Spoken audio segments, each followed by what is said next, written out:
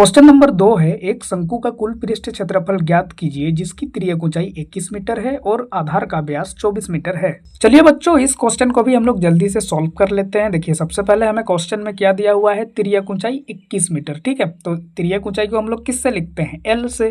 तो मैं यहाँ पर लिख लेता हूँ एल बराबर 21। उसके बाद देखिए, आधार का व्यास कितना दिया हुआ है, 24 मीटर।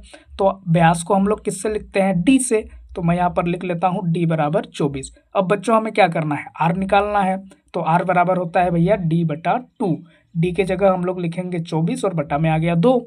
2 से 24 को कैंसिल आउट किया जा सकता है, बिल्कुल भैया, 2 का 2, 12 दूनी 24। तो आर बराबर बच्चों हम लोग का निकला 12।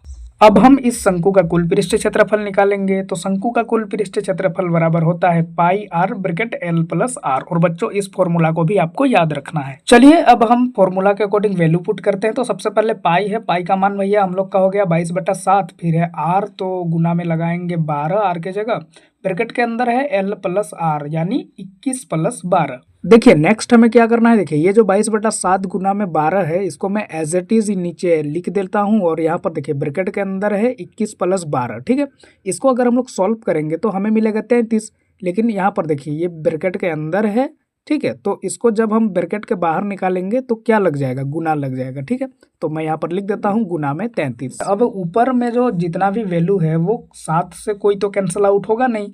तो सीधे सीधे हम लोग क्या कर देंगे, ये 22, 12 और 33 इसको आपस में गुना कर देंगे। ठीक है, इसको आपस में गुना करेंगे तो हमें मिलेगा 8712। और ये वाला जो 7 है ये एज इट इज इसके नीचे लग जाएगा। अब हमें नेक्स्ट क्या करना है, देखिए ये जो हमारा वैल्यू है 8712, इसको 7 से कैंसिल आउट करना है। अगर आपको कैंसिल आउट करना नहीं आता है तो आप सिंपल क्या कर सकते हो, 8712 को 7 से डिवाइड करके भी आंसर निकाल सकते हो।